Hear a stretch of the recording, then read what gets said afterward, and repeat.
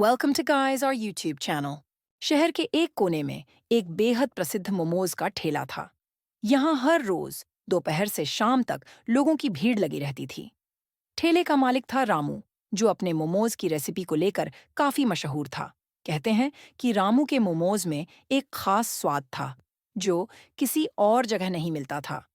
रामू का मोमोज का ठेला आम ठेलों से थोड़ा अलग था। उसका ठेला हमेशा साफ सुथरा रहता और हर दिन नई नई तरह के मोमोज की महक आसपास फैलती रहती थी। कभी वेज मोमोज, कभी पनीर मोमोज और भी कई तरह के मोमोज उसने अपने ठेले पर रखे थे। लेकिन एक बात जो सबसे अलग थी, वो था रामू का मोमोज बनाने का तरीका। वो बड़े ध्यान से मोमोज की भराई करता और फिर उन्हें स्टीम करता।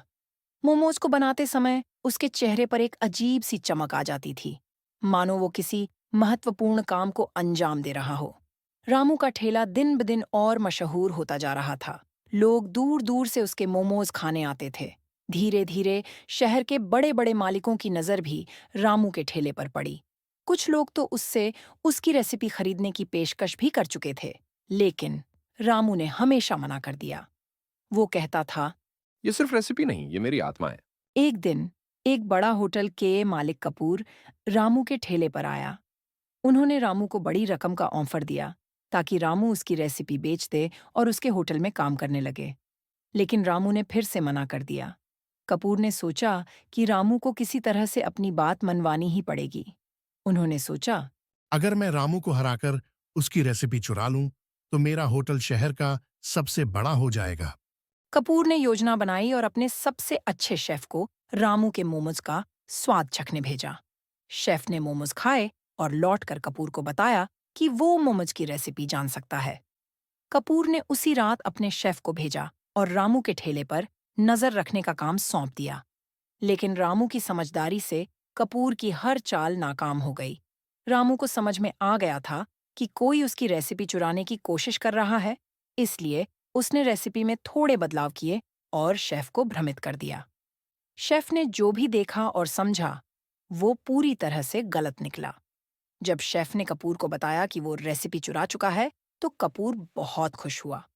उन्होंने सोचा कि अब उनका होटल शहर का सबसे बड़ा और मशहूर हो जाएगा।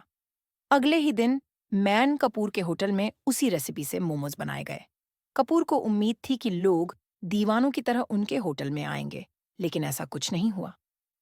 मोमोज का स्वाद बिल्कुल अलग था और लोग खुश होने के बजाय निराश हो गए।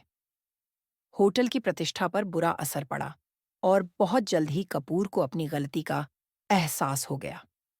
उन्होंने रामू के ठेले पर जाकर उससे माफी मांगी और कहा कि अब वो कभी उसकी रेसिपी चुराने की कोशिश नहीं करेंगे। रामू ने उनकी माफी स्वीकार कर ली और कहा, मोमोज बनाना सिर्फ खाना बनाना नहीं है, ये एक कला है। इस कला को दिल से महसूस करना पड़ता है। रेसिपी तो कोई भी चुरा सकता है, लेकिन उस कला को समझने के लिए सच्चे दिल की जरूरत होती है। कपूर ने यह बात समझी और रामू से दोस्ती कर ली। दोनों ने मिलकर शहर में एक नया होटल खोला, जहां रामू के मोमोज मिलते थे। अब शहर के लोग न केवल रामू के ठेले पर, बल्कि कपूर के नए रेस्तरां में भी जाते थे। लेकिन रामू ने अपनी खास रेसिपी की भरपाई के लिए ठेले को बंद नहीं किया। समय के साथ रामू और कपूर की दोस्ती और गहरी हो गई और उनका होटल शहर का सबसे मशहूर स्थान बन गया। रामू की मेहनत और कपूर की समझदारी ने मिलकर यह साबित कर दिया कि जब दो लोग दिल से मिलकर काम करते हैं, तो हर मुश्किल आसान हो जाती है। आज भी अगर आप उस गली से गुजरें, तो मोमोज की खुशबू से आपकी भूख जाग उठेगी। रामू और कपूर की मेहनत से बना वो होटल अब सिर्फ एक जगह नहीं, बल्कि एक कहानी है। एक ऐसी कहानी जो यह सिखाती है कि किसी भी कला को अपनाने के लिए केवल रेसिपी नहीं, बल्कि दिल और आत्मा की भी जरूरत होती है।